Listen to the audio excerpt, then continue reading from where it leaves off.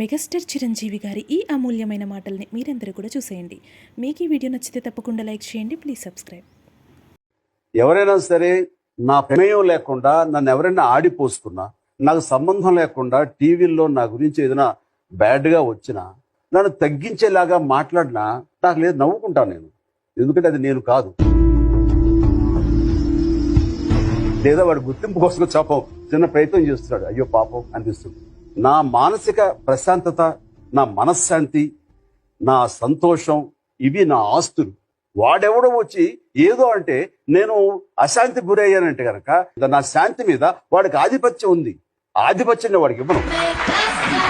మీలాగా పైకి రావాలనుకునే వాళ్ళందరికీ ఒక డ్రీమ్ పెట్టుకుంటాం. బట్ ఆ డ్రీమ్ రీచ్ అయ్యే లోపే ఆ బాధలకి ఇంక నేను తట్టుకోలేను, I'm going to give up today అనే వాళ్ళకి మీరైనా మెసేజ్ చెప్పగలరా? ఒక నున్నటి ధ్వజస్తంభం ఉందండి. చాలా కప్పలు వాటిని మీద ఎగబాకాలని చూస్తున్నాయి. అక్కడ ఏం జరుగుతుందిరా అని అడిగాడు. కప్పలన్నీ ఈ స్తంభం ఎక్కుతున్నాయి, నున్నగా ఉన్న స్తంభం, పైగా దాని మీద ఆయిల్ పూసారంట, అవి ఎక్కుతున్నాయి. పిచ్చి మొహాలు అవి ఎక్కడ 2 అడుగులు వేయగానే జారి పడతాయి చూడు అనగానే అవి విన్న కప్పలు కొన్ని అలా ఎక్కి నిజంగా పడిపోయింది. ఒక కప్ప మాత్రం ఏమి పట్టించుకోకుండా చక్క చక్క చక్క చక్క చక్క పైదాకా వెళ్ళిపోయి బెక్కబెక్కమని కూసింది. కప్ప ఎలా ఎక్కిందంటే ఆ కప్పకి చెవుడు.